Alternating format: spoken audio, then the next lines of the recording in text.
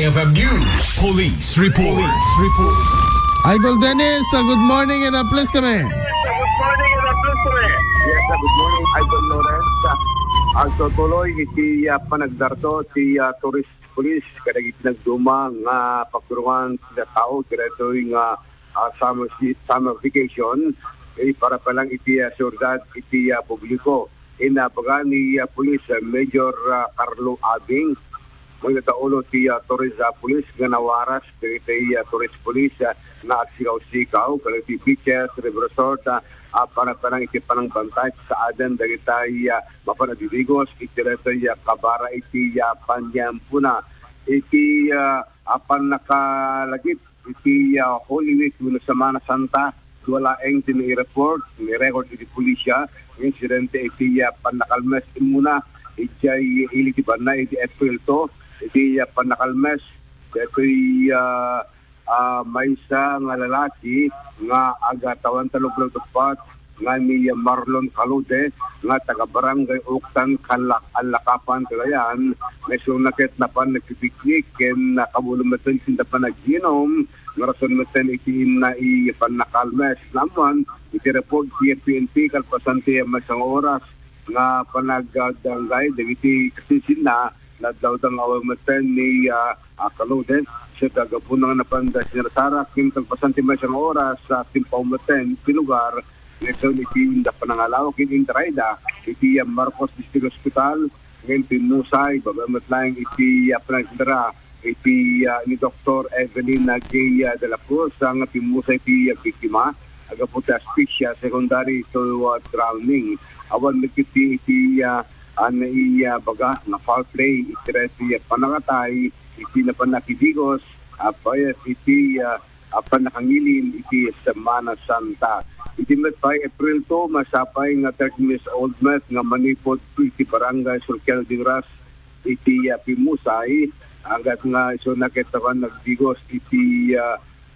Karayan mismo nga dagiti kakadwa dati biktima na pano nagdigos iti Bungo River iti barangay Medina Dingras Ilocos Norte ngimpay da panaglangoy dito matang nga nadlawta nga napanisona iti natalo mapasok iti Karayan ngarapin maten iti inapan nakalmas sa kinamdat diti kadwana nga napan nang isalakan ng santa nga nakita gabot kinunay pinadakama sa nga lugar kasi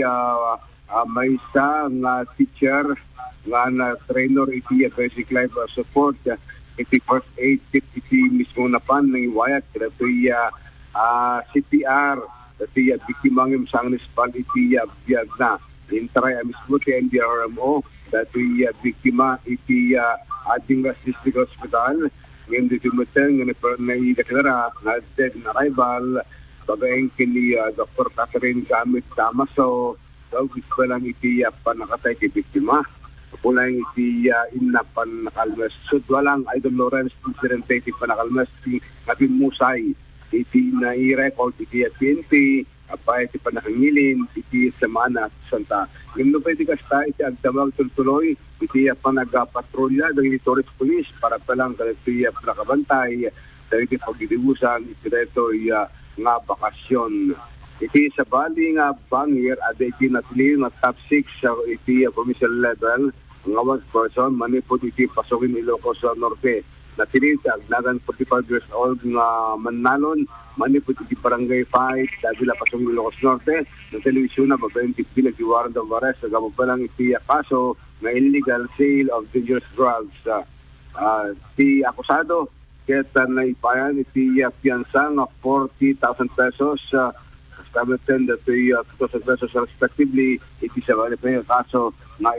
sangwan yung supply na may pasubli iti korte na nagtuutan ti warrant of arrest yung balang suna iti Manila examination iti RHU iti iliti pasugin Ilocos Norte